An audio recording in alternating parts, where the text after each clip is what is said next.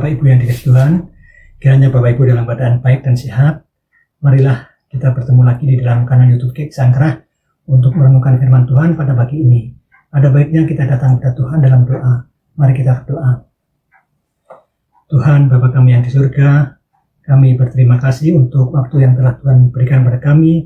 Engkau melindungi kami dalam beristirahat malam yang telah kami lewati. Engkau menolong kami dalam pagi ini, dan Engkau memberikan waktu bagi kami untuk merenungkan akan sebagian dari firman-Mu. Terima kasih waktu yang telah Tuhan berikan ini, hendak kami manfaatkan kami untuk dapat merenungkan firman-Mu di pagi ini sebagai dasar kami untuk menjalani hidup di hari ini. Kiranya Engkau menolong kami supaya Roh-Mu yang kudus berkarya, kami boleh untuk melakukannya dengan baik dan melakukan firman-Mu di dalam kehidupan kami sebanyak hari. Ini doa kami, kepada-Mu kami bersyukur dan memohon. Amin. Firman Tuhan yang akan kita renungkan pada pagi ini kita terima dari Pengkhotbah 2 ayat 12. Pengkhotbah 2 ayat yang ke-12. Yang Pengkhotbah 2 ayat 12 yang demikian firman Tuhan. Lalu aku berpaling untuk meninjau hikmat, kebodohan dan kebebalan. Sebab apa yang dapat dilakukan orang yang menggantikan raja, hanya apa yang telah dilakukan orang. Demikian firman Tuhan yang akan kita renungkan pada pagi ini dengan tema koreksi diri. Bapak Ibu yang dikasihi Tuhan Yesus Kristus, kecenderungan kita adalah mengoreksi orang lain. Apalagi jika dalam diri orang lain itu terdapat kesalahan. Biasanya kita senang membesar-besarkan kesalahan orang-orang tersebut. Obrolan yang paling cepat masuk jika sedang membicarakan kesalahan orang adalah dengan menyebarkan sebuah gosip. Bapak Ibu yang dikasihi Tuhan Yesus, sudah tidak asing lagi bagi kita yang namanya gosip. Katanya makin digosok makin sip. Orang lupa bahwa dengan membuka kesalahan orang lain, terlebih menyebarkan secara luas, bisa berdampak pada citra seseorang. Semakin gosip itu tersebar kemana-mana, maka citra orang tersebut bisa runtuh dan hancur berantakan. Bapak Ibu yang dikasihi Tuhan Yesus, sering orang tidak sadar mengenai pentingnya koreksi diri. Maka citra orang tersebut akan dibanggakan kalau mereka bisa menyalahkan orang ataupun menggosipkan orang, sehingga tidak merasa mengoreksi dirinya sendiri. Oleh sebab itu, sesungguhnya dengan koreksi diri, orang diajak untuk melihat dirinya sendiri, meninjau dirinya sendiri, mengoreksi yang paling dalam kehidupan kita, melihat kelebihan dan melihat kelemahan kita. Jadi yang dilihat adalah keutuhan dari diri kita, bukan dilihat dari sepotong-potong yang ada pada diri orang lain dan pada diri kita. Bapak Ibu yang dikasihi Tuhan Yesus, kejadian diri kita suka dilihat yang baik, suka dilihat yang indah, suka dilihat tentang kebaikannya saja. Ini adalah kecenderungan kita manusia yang hanya mau melihat kebaikannya, tidak mau melihat apa yang menjadi kekurangannya, apa yang menjadi kelemahan kita. Akhirnya orang akan menjadi lupa sebab mereka tersanjung dengan begitu banyak pujian-pujian. Bagaimana kalau orang bijak banyak dipuji orang, dipuja-puja orang, mereka akan lupa akan dirinya.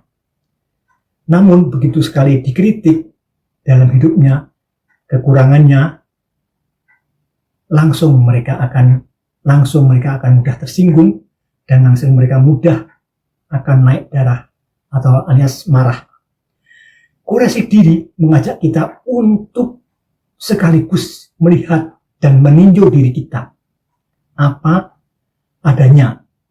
Justru dengan mengetahui kekurangan dan kelemahan kita, kita akan lebih menjadi mengerti, apalagi kita akan menjadi semakin termotivasi untuk meningkatkan secara lebih baik lagi tentang keadaan diri kita.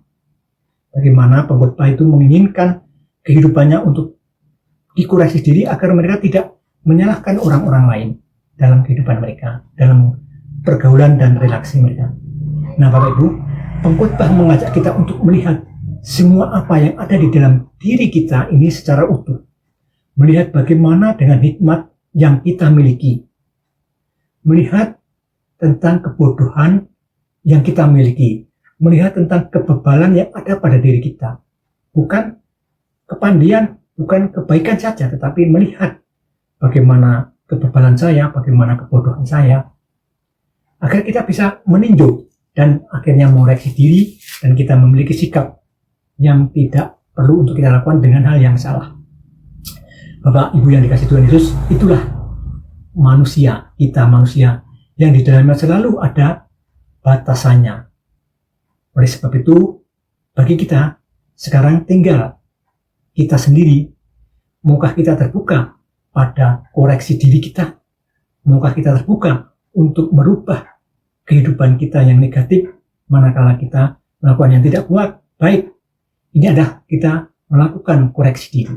Jarang setiap orang mau melakukan hal ini, tapi alangkah indahnya apa yang dikatakan pengkhotbah. Kita harus berani untuk memulai meninjau dalam diri kita masing-masing, mengoreksi diri kita masing-masing tentang kebodohan, kepandian, kebebalan kita, agar kita bisa untuk melangkah menjalani hidup yang lebih maju lagi dalam kehidupan yang serba sulit saat ini. Kita bisa melangkah dengan kehikmat yang asalnya dari Tuhan. Amin. Kita berdoa. Terima kasih Tuhan, kalau pada pagi ini firman-Mu yang mengingatkan bagaimana kami, seorang manusia yang sering menyebarkan gosip atau mengoreksi kesalahan-kesalahan sesama kami. Ya Bapa, itu adalah yang tidak Engkau kehendaki dalam hidup kami. Namun demikian Engkau mengingatkan kami agar dalam hidup kami ini untuk dapat meninjau diri kami masing-masing.